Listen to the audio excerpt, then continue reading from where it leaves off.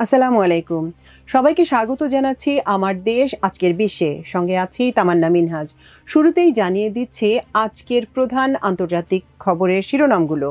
ইসরায়েলের বিরুদ্ধে দাঁড়াচ্ছে ২৩ দেশের জোট, যোগ দিল বাংলাদেশও। ইরানে গুপ্তচরদের বিরুদ্ধে কঠোর শাস্তির বিধান পাশ, নিষেধাজ্ঞা পুনর্বহালের বিরুদ্ধে হুঁশিয়ারি তেহরানের। দ্বিতীয় বিশ্বযুদ্ধের পর সবচেয়ে বড় হুমকিতে ইউরোপ, ম্যাখোর সতর্কতা। ইউরোপকে শান্তিতে থাকতে দেবে না রাশিয়া, মন্তব্য জার্মান পররাষ্ট্রমন্ত্রীর। ইউক্রেনে প্যাট্রিয়ট সহ অত্যাধুনিক সমরাস্ত্র পাঠাচ্ছে যুক্তরাষ্ট্র, পুতিনকে নিয়ে ট্রাম্পের অসন্তোষ। দর্শক, এবার জানিয়ে দিচ্ছি এই খবরগুলোর বিস্তারিত। ইসরায়েলের বিরুদ্ধে শক্ত পদক্ষেপ নিতে জোটবদ্ধ হলো ২৩টি দেশ। সবশেষ এই জোটের সঙ্গে যোগ দেয় বাংলাদেশ, স্পেন ও আয়ারল্যান্ড। আন্তর্জাতিক আইন লঙ্ঘনের দায়ে ইসরায়েলের বিরুদ্ধে শক্ত পদক্ষেপ গ্রহণ করতে আগামী সপ্তাহে কলম্বিয়ার রাজধানী বোগোটাতে এই জোট বৈঠকে বসতে যাচ্ছে। আগামী ১৫-১৬ জুলাই এই জরুরি বৈঠক অনুষ্ঠিত হবে। কলম্বিয়া ও দক্ষিণ আফ্রিকা যৌথভাবে এই সম্মেলনের আয়োজন করেছে। এতে ইসরায়েল ও তার মিত্রদের বিরুদ্ধে কূটনৈতিক এবং আইনিভাবে কি ধরনের পদক্ষেপ নেওয়া যায় তার পথ খুঁজে বের করা হবে। দক্ষিণ আফ্রিকার আন্তর্জাতিক সম্পর্ক বিষয়ক মন্ত্রী ডোনাল্ড লামেলো এক সাক্ষাৎকারে বলেন, গত জানুয়ারিতে আমরা হেগ গ্রুপ গঠন করি। আন্তর্জাতিক আইন নিয়ে বৈশ্বিক সচেতনতা তৈরি করাই ছিল আমাদের মূল উদ্দেশ্য। এবার বোগোটা সম্মেলনেও আমরা একই লক্ষ্য নিয়ে এগোচ্ছি। তিনি আরো বলেন, আমরা এই বার্তা দিতে চাই, কোনো জাতি আইনের ঊর্ধ্বে নয় এবং কোনো অপরাধী জবাব ছাড়া থাকতে পারে না। কলম্বিয়ার বহুপাক্ষিক সম্পর্ক বিষয়ক উপমন্ত্রী মাউরিসিও জারামিলো জাসির বলেন, গণহত্যা শুধু একটি জাতির বিপর্যয় নয়, এটা বিশ্বব্যাপী বহুত্ববাদ ও মানবিক মূল্যবোধের জন্য হুমকি। কলম্বিয়া কখনোই বর্ণবাদ ও জাতিগত নিধনের মতো অন্যায় কর্মকাণ্ডের প্রতি নির্লিপ্ত থাকতে পারে না। তিনি আরো বলেন, বোগোটা সম্মেলনে অংশগ্রহণকারী দেশগুলো শুধু প্রতীকী সমর্থন নয়, বরং কিভাবে কার্যকর পদক্ষেপ নেওয়া যায় সেই বিষয়েও একযোগে কাজ করবে। চলতি বছরের জানুয়ারিতে নেদারল্যান্ডসের হেগ শহরে প্রথম এই জোট গঠিত হয়, যার মূল লক্ষ্য ছিল আন্তর্জাতিক আইন ভিত্তিক ন্যায়ের জন্য একটি শক্তিশালী প্ল্যাটফর্ম তৈরি করা। বিশ্লেষকদের মতে এই সম্মেলন আন্তর্জাতিক ন্যায় বিচার প্রতিষ্ঠার পথে একটি গুরুত্বপূর্ণ পদক্ষেপ হয়ে উঠতে পারে। ইরানের পার্লামেন্টে গুপ্তচর বৃত্তির শাস্তি এড়ানোর জন্য একটি সংশোধনী প্রস্তাব বিপুল ভোটে অনুমোদন করা হয়েছে। সংশোধিত আইন অনুযায়ী যদি কেউ শত্রু রাষ্ট্র ও গোষ্ঠীর জন্য কোনো গোয়েন্দা ও গুপ্তচর বৃত্তির কার্যকলাপ এবং অপারেশনাল কার্যক্রমে জড়িত বলে প্রমাণিত হয়, তাহলে তার শাস্তি মৃত্যুদণ্ডের পাশাপাশি সম্পত্তিও বাজেয়াপ্ত করা হবে। সুপ্রিম ন্যাশনাল সিকিউরিটি কাউন্সিলকে এই শত্রু রাষ্ট্র ও গোষ্ঠী চিহ্নিত করার কর্তৃত্ব এবং মিনিস্ট্রি অফ ইন্টেলিজেন্সকে শত্রুদের নেটওয়ার্ক চিহ্নিত করার কর্তৃপক্ষ হিসেবে মনোনীত করা হয়েছে প্রস্তাবের মূল বক্তব্যে।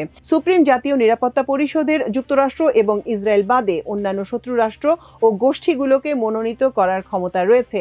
এর আগে যে প্রস্তাবটি ছিল তাতে প্রতিপক্ষ রাষ্ট্র বা গোষ্ঠীর নির্দিষ্ট সংজ্ঞা দেওয়া হয়নি এবং পার্লামেন্টে ফেরত পাঠানোর জন্য এই অস্পষ্টতাকে কারণ হিসেবে উল্লেখ করেছে ইরানের গার্ডিয়ান কাউন্সিল।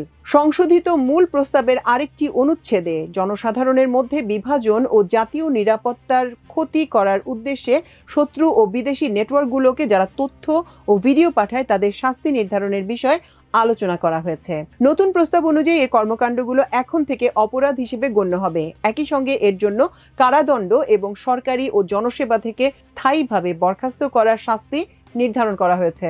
চূড়ান্ত প্রস্তাবে আরো বলা হয়েছে, মৃত্যুদণ্ড ছাড়া অন্য কোনো সাজার বিরুদ্ধে আপিল করা যাবে না, আর সর্বোচ্চ 10 দিনের মধ্যে মৃত্যুদণ্ডের বিরুদ্ধে সুপ্রিম কোর্টে আপিল করা যাবে। এদিকে তেহরানের পারমাণবিক কর্মসূচির উপর জাতিসংঘের নিষেধাজ্ঞা পুনর্বহালের কোনো পদক্ষেপ নেওয়া হলে ইরান পাল্টা প্রতিক্রিয়া জানাবে বলে জানিয়েছে দেশটির পররাষ্ট্র মন্ত্রণালয়ের মুখপাত্র ইসমাইল বাঘাই। তবে কি ধরনের পদক্ষেপ নেওয়া হবে সে বিষয়ে বিস্তারিত কোনো তথ্য জানাননি তিনি। দ্বিতীয় বিশ্বযুদ্ধের পর থেকে ইউরোপের স্বাধীনতার সবচেয়ে বড় হুমকির মুখোমুখি হচ্ছে বলে সতর্ক করেছেন ফ্রান্সের প্রেসিডেন্ট ইমানুয়েল ম্যাক্রো। তিনি বলেন, ইউরোপীয় স্বাধীনতার রক্ষায় এখন একটি বৃহৎ প্রতিরক্ষা প্রস্তুতির মুহূর্ত চলছে এবং ফ্রান্সকে আরও শক্তিশালী সামরিক সক্ষমতার দিকে এগোতে হবে। ম্যাক্রো জানান, আগামী বছর ফ্রান্সের প্রতিরক্ষা খাতে ব্যয় 3.5 বিলিয়ন ইউরো বৃদ্ধি করা হবে এবং 2027 সাল নাগাদ আরও 3 বিলিয়ন ইউরো যুক্ত করা হবে। তিনি প্রতিশ্রুতি দিয়েছেন 2027 সালের মধ্যেই ফ্রান্সের সামরিক বাজেট দ্বিগুণ করে 64 বিলিয়ন ইউরোতে উন্নীত করা হবে, যা পূর্ব পরিকল্পনার চেয়ে ৩ বছর আগেই বাস্তবায়ন হবে। ২০২৭ সালে ফরাসি প্রতিরক্ষা বাজেট ছিল ৩২ বিলিয়ন ইউরো। রাশিয়ার আগ্রাসনের ইঙ্গিত করে ম্যাখো বলেন, আমরা একটি মোড় পরিবর্তনের সময়ের মধ্যে দিয়ে যাচ্ছি।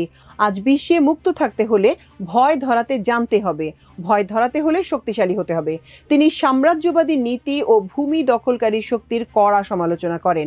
২০২২ সালের ফেব্রুয়ারিতে ইউক্রেনের রাশিয়ার পূর্ণ মাত্রায় আগ্রাসনের পর থেকেই ইউরোপে নিরাপত্তা পরিস্থিতি চরমভাবে উদ্বেগজনক হয়ে উঠেছে। ম্যাখো আরও বলেন, আজকের বিশ্ব পারমাণবিক শক্তির পুনরুত্থান এবং বৃহৎ সংঘাতের বিস্তার দেখছে। যুক্তরাষ্ট্রের ইরান বোমার আক্রমণ, ভারত পাকিস্তান সীমান্ত সংঘর্ষ এবং ইউক্রেন ইস্যুতে মার্কিন সমর্থনের উত্থান পতন প্রসঙ্গেও উদ্বেগ প্রকাশ করেন তিনি।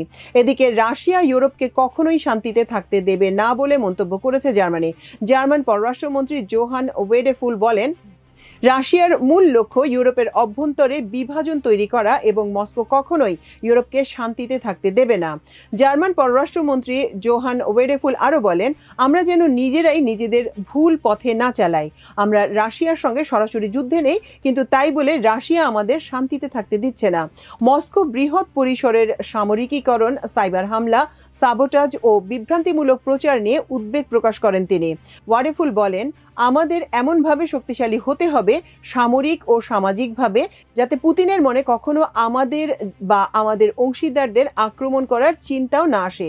তিনি জানান, রাশিয়া এখনও ইউক্রেনে হামলা অব্যাহত রেখেছে, যদিও কিভ শান্তির জন্য প্রস্তুত, কিন্তু মস্কো নয়। রুশ প্রেসিডেন্ট পুতিন ন্যাটো জোটকে দুর্বল করতে চান বলেও তিনি মন্তব্য করেন। তবে তার মতে ন্যাটো এখনও আগের যে কোনো সময়ের চেয়ে অনেক বেশি শক্তিশালী। যুক্তরাষ্ট্র ইউক্রেনে প্যাট্রিয়ট এয়ার ডিফেন্স ক্ষেপণাস্ত্র পাঠাবে বলে ঘোষণা দিয়েছেন মার্কিন প্রেসিডেন্ট ডোনাল্ড ট্রাম্প। একই সঙ্গে রাশিয়ার প্রেসিডেন্ট ভ্লাদিমির পুতিনকে নিয়েও অসন্তোষ প্রকাশ করেছেন তিনি। এমনকি পুতিন যা বলেন তা তিনি নিজে মানেন না বলেও মন্তব্য করেছেন মার্কিন রিপাবলিকান এই প্রেসিডেন্ট। ট্রাম্প বলেন, অস্ত্রের ব্যয়ভার ইউরোপীয় ইউনিয়ন বহন করবে, আমরা এর জন্য কিছুই দিচ্ছি না, ইউরোপীয় ইউনিয়ন এর খরচ দিচ্ছে, আমাদের জন্য এটি ব্যবসা হবে। তবে তিনি স্পষ্ট করে বলেননি ঠিক কতগুলো প্যাট্রিয়ট সিস্টেম পাঠানো হবে। এ সময় রুশ প্রেসিডেন্ট ভ্লাদিমির পুতিনের আচরণ নিয়েও প্রেসিডেন্ট ট্রাম্প বিরক্তি প্রকাশ করেন। তিনি বলেন, পুতিন খুব সুন্দর করে কথা বলেন, কিন্তু রাত নামলেই বোমা ফেলেন, এটা ভালো লাগে না। তিনি আরও বলেন, অনেকেই পুতিনকে ভিন্নভাবে চিনত, আমিও ভেবেছিলাম উনি কথা রাখেন, কিন্তু এখন মনে হচ্ছে তিনি যা বলেন তা তিনি মানেন না। ট্রাম্প বলেন, রাশিয়ার উপর নিষেধাজ্ঞা ঘোষণা করা হবে কিনা তা তখনই জানা যাবে। ইউরোপ ইতিমধ্যেই রাশিয়ার উপর নিষেধাজ্ঞা আরোপ করেছে। ট্রাম্প বলেন, আমি পুতিনের প্রতি খুবই হতাশ, ওনার কথা আর কাজে মিল নেই। দর্শক, আমাদের আজকের বিশেষ আয়োজন ছিল এই পর্যন্তই। ইনশাল্লাহ আগামীকাল আবার একই সময় একই চ্যানেলে আরেকটি আয়োজন নিয়ে আপনাদের সামনে হাজির হব। সে পর্যন্ত আল্লাহ আপনাদের সবাইকে ভালো রাখুন, সুস্থ রাখুন, সমৃদ্ধ রাখুন। এতক্ষণ সঙ্গে থাকার জন্য অশেষ কৃতজ্ঞতা। আল্লাহ হাফেজ।